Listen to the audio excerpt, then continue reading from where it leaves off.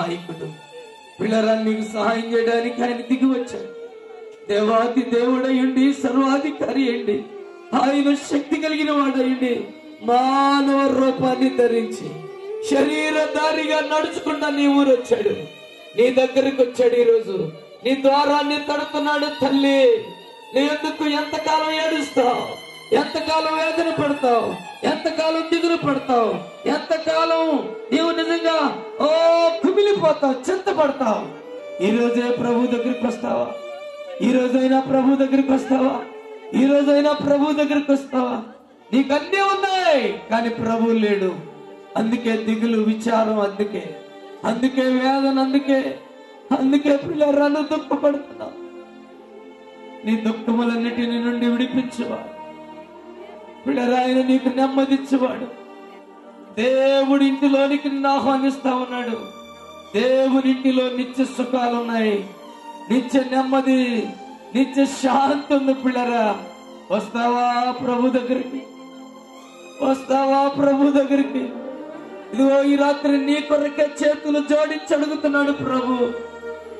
ఈ రాత్రి ప్రభు ఎందుకు వస్తే ఆయన నిన్ను త్రోసివేయడు. పిల్లరా, ఆయన ఎందుకు వచ్చేవారికి ఆయన విశ్రాంతినిచ్చేవాడు, ఆయన ఎందుకు వచ్చేవారికి నెమ్మదినిచ్చేవాడు, ఆయన ఎందుకు వచ్చేవారికి నీకు జయమిస్తాడు.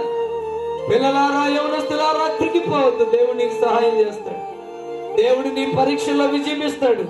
నువ్వు భారంతో, వేదనతో ఉండద్దు. దేవుడు నీకు సహాయం చేస్తాడు. నీ కొరకు ప్రార్థించడానికే ఈ కోటాలు. దేవుని ఆత్మ కుమ్మరింపు ప్రతి హృదయమును తాకునుగాక. ఈ సభలలో గొప్ప స్వస్థతలు జరగాలి. ప్రజలు విడుదల పొందాలి. నా కుటుంబం విడుదల పొందాలి. నేను నా కుటుంబ సమితముగా ఈ సభలలో పాల్గొని నీ గొప్ప పరలోకపు పండుగ ఆశీర్వాదములను ప్రభా నేను అనుభవించాలి. నన్ను, నా కుటుంబాన్ని సిద్ధపరచు. రేపటి సభకు నాయన మీరు సిద్ధపరచండి. రేపటి దినపు సభకు నన్ను సిద్ధపరచండి నాయన. చివరి రోజు సభకు నన్ను సిద్ధపరచండి ప్రభు. అడుగు ప్రభు సన్నిధిలో. దేవుడు ఖచ్చితంగా నీ పాటల కార్యం జరిగించబోతున్నాడు. నువ్వు విశ్వసించి ప్రభుని అడుగు. దైవజనులు ఈ సమయంలో ప్రార్థన చేయబోతున్నారు. నువ్వు ప్రార్థన చేస్తావా? దేవుని సన్నిధికి వచ్చి నోరు తెరిచి ప్రభువుని అడుగుతావా? ప్రభువా, నన్ను, నా కుటుంబాన్ని సిద్ధపరచు ప్రభు. మా ప్రాంత ప్రజలు సిద్ధపరచండి. మా పట్టణ ప్రజలు మీరు సిద్ధపరిచి తోడుకుని రండి ప్రభు.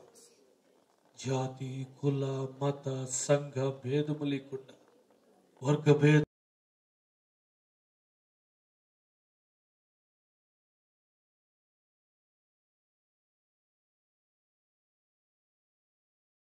మీరు నాతో మాట్లాడారు ప్రభువా. ఈ లోక సంబంధమైనటువంటి రమ్యమైనటువంటి జీవితము కాకుండా నిన్ను నీవు ఏర్పరిచినటువంటి నీ గొప్ప ధన్యతను, నీ పరిశుద్ధతను, నీవు అనుగ్రహించిన ఆత్మీయ దైవజనులను మేము చేర్చుకోగలిగినట్లయితే మా జీవితములు రమ్యముగాను మధురముగాను మార్చబడగలుగుతావని మీ దాసుల ద్వారా మీరు మాతో మాట్లాడారు తండ్రి. ఈ రోజు నుండి నేను నిన్ను చేర్చుకుంటాను ప్రభువా. నా హృదయమును, నా కుటుంబమును, నా యొక్క హృదయం అనే తలుపులు తెరుస్తున్నాను. మీరు నాలోనికి రండి ప్రభువా అని నువ్వు 2 నిమిషాలు ప్రభు సన్నిధిలో ఉన్న స్థలములోనే విన్న వాక్య ప్రకారముగా తీర్మానించుకోగలిగినట్లయితే ఈ రాత్రికాల సమయంలో మొదటి సభ ద్వారా దేవుడు నీలోనికి ప్రవేశించి నిన్ను, నీ కుటుంబాన్ని రమ్యమైన కుటుంబంగా దేవుడు ఆశీర్వదిస్తాడు. అలాంటి తీర్మానాన్ని తీసుకున్న బిడ్డల కొరకు, ఇదిగో దేవుని మాటలు విన్న వారి కొరకు దైవజనులు రెవరెండ్ కె దేవభూషణయ్య గారు ప్రార్థన చేస్తారు. పరిశుద్ధుడైన మా తండ్రి, మహోన్నతుడైన మా దేవ, ఆశ్చర్యకరుడ, ఆలోచనకర్త, నిత్యుడగు తండ్రి, బలవంతుడైన మా ప్రభువా, మీకు స్తుతి చెల్లిస్తున్నా.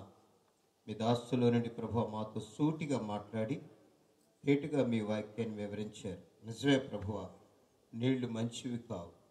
పట్టణం బాగా రమ్యంగానే ఉంది కానీ నీళ్లు మంచివి కావు.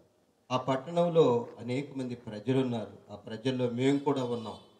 మేము కూడా వస్త్రాలు ధారణ బాగానే శుద్ధిగా, మా గృహాలు శుద్ధిగా ఉంటాయి.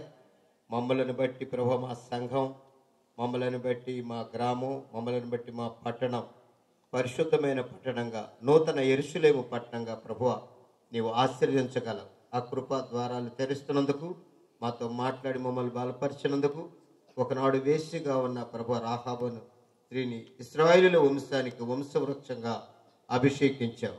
నిజమే ప్రభు, తన గర్భవాసం నుండి అనేక మంది రాజులను, ప్రవక్తలను ప్రభా మీరు ఈ లోకానికి తీసుకుని వచ్చి అనేక నశించిపోతున్న ఆత్మలకు ప్రభు నీవు ఆదరణ ఇచ్చావు, శాంతిని, సంతోషాన్ని, పరిశుద్ధతనిచ్చావు. కనుక తండ్రి, మీ పిల్లలమైన మేము పరిశుద్ధులుగా ఉండాలి. వస్త్రాలు బాగానే ఉన్నాయి, ఖరీదైన వస్త్రాలు బాగానే ఉన్నాయి, గృహాలు రంగులు రంగులుగా బాగానే ఉన్నాయి, భవనాలు పెద్ద పెద్దగానే ఉన్నాయి. కానీ ప్రభువా మా హృదయం కుళ్ళుతో ఉందయ్యా. మా హృదయంలో నెమ్మది లేదు. మా హృదయం చాలా అస్వస్థత స్వస్థ బుద్ధి లేదయ్యా మాకు. అయితే మమ్మల్ని క్షమించి మీ ఆత్మను కుమ్మరించి, హృదయ శుద్ధి గల వారు ధన్యులు, వారు దేవుని కుమారులు అనబడతారనే వాగ్దానానికి వారసులుగా తండ్రి, కుమార, పరిశుద్ధాత్మ నామములు మా అందరి పక్షంగా